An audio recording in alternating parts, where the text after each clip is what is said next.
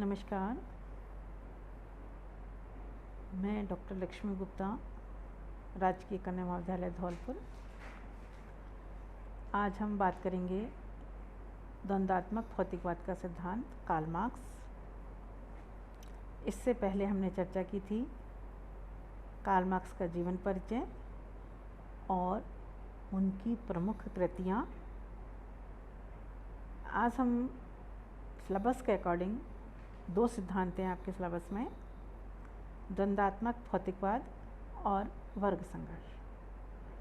तो आज हम चर्चा करेंगे द्वंद्वात्मक भौतिकवाद क्या है, कार्ल मार्क्स इसके संदर्भ में क्या कहना चाहते हैं। द्वंद्वात्मक भौतिकवाद यूरोप में विकसित विज्ञान और प्रकृति का दर्शन है। कार्ल मार्क्स और फ्रेडरिक एंजलिस ने के लेखन पर यह आधारित है। मार्क्सवादी द्वंद्वात्मकता वर्ग, श्रम और सामाजिक आर्थिक संबंधों के संदर्भ में वास्तविक दुनिया की स्थितियों के महत्व पर जोर देती है। यह हेगेलियन डायलेक्टिक के विपरीत है, जिसमें आदर्शवादी अवलोकन पर जोर दिया गया है और मानव अनुभव मस्तिष्क की धारणाओं पर निर्भर है। मार्क्स का मानना था कि इन भौतिक स्थितियों में विरोधाभास थे जो सामाजिक संगठन के नए रूपों में संकल्प चाहते हैं। द्वंद्वात्मक भौतिकवाद प्राकृतिक दुनिया के विकास और विकास के नए चरणों में होने वाले नए गुणों के उद्भव को स्वीकार करता है। जैसा कि जॉर्डन ने कहा, एंगेल्स ने तत्वमीमांसक अंतर्दृष्टि का निरंतर उपयोग किया, जिससे उच्च स्तर का अस्तित्व उभरता है और निचले हिस्से में इसकी जड़ें होती हैं। उच्च स्तर इसके अप्रासंगिक कानूनों के साथ होने का एक नया क्रम बनाता है और यह प्रक्रिया विकासवादी कानून विकास के नियमों द्वारा शासित होते हैं, जो संपूर्ण रूप में गति के मूलभूत गुणों का दर्शन कराते हैं। अब हम बात करते हैं मार्क्स ने इस द्वंद्वात्मकता के बारे में क्या कहा है।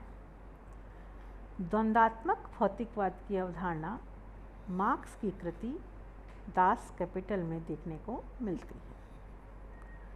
मार्क्स का कहना है कि वह हेगेलियन डायलेक्टिक्स का प्रयोग करना चाहते हैं, लेकिन संशोधित रूप में। वे कहते हैं कि मैंने खुद को उस शक्तिशाली विचारक हेगल के शिष्य के रूप में खुले तौर पर प्राप्त किया है। मार्क्स ने हेगल को डायलेक्टिक के रूप में पेश किया, लेकिन उसके बाद उन्होंने हेगल की आलोचना करते हुए डायलेक्टिक्स को उल्टा करने के लिए कहा। आपने कहा हेगल का द्वंद्व जो कि अपने सिर के बल खड़ा है, मैंने उसे पैरों के बल खड़ा किया है। हेगल की मार्क्स ने आलोचना इस बात पर जोर दिया कि हेगल का द्वंद्ववाद मानवीय विचारों के साथ से निपटकर भटक जाते हैं। हेगल के द्वंद्वात्मक मार्क्स कहते हैं कि मानव मस्तिष्क की प्रक्रियाएं अनुचित रूप से चिंतित हैं और विचारों पर केंद्रित हैं। हीगल का विचार वास्तव में कभी कभी द्वंद्वात्मक आदर्शवाद कहा जाता है और खुद हीगल को जर्मन आदर्शवादियों के रूप में जाना जाने वाले अन्य दार्शनिकों में गिना जाता है। इसके विपरीत मार्क्स का मानना था कि डायलेक्टिक के विचारों की मानसिक दुनिया के साथ नहीं बल्कि भौतिक दुनिया, उत्पादन की दुनिया और अन्य गतिविधियों से निपटना चाहिए। मार्क्स के लिए द्वंद्वात्मकता पूर्व निर्धारित परिणामों को उत्पन्न करने का एक फॉर्मूला नहीं है, बल्कि अंतर संबंधों, विकास और परिवर्तन के संदर्भ में सामाजिक प्रक्रिया के अनुभवजन्य अध्ययन के लिए एक तरीका है। मार्क्स की खुद की रचनाएं उत्पादन के तौर तरीके, मोटे तौर पर बोलने के तरीके और उनके भौतिक परिवेश के साथ बातचीत करने के लिए अपनी तकनीकी शक्तियों को नियोजित करने के तरीके पर आधारित प्राणीगत प्रक्रियाओं के संदर्भ में मानव इतिहास को समझने के साथ लगभग विशेष रूप से ये संबंधित मानी जाती है।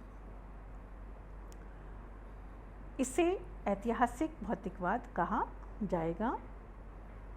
अधिक सामान्य रूप से इतिहास के इस सामान्य सिद्धांत के ढांचे के भीतर मार्क्स का अधिकांश लेखन पूंजीवादी अर्थव्यवस्था की विशिष्ट संरचना और विकास के विश्लेषण के लिए समर्पित है।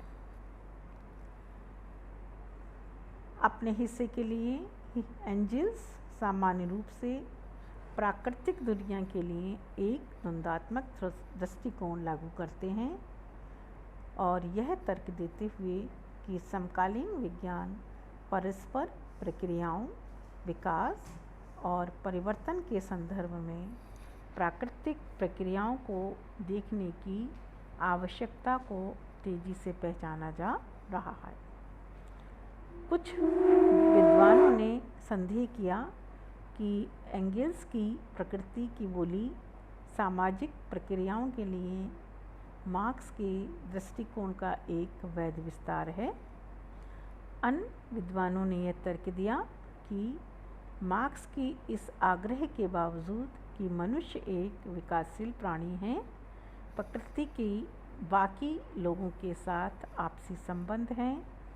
मार्क्स की खुद की रचनाएं उनके तरीकों पर अपर्याप्त ध्यान देती हैं, जिसमें मानव एजेंसी, जीव विज्ञान, भूगोल और परिस्थिति जैसे कारकों के लिए विवश है। Thank you.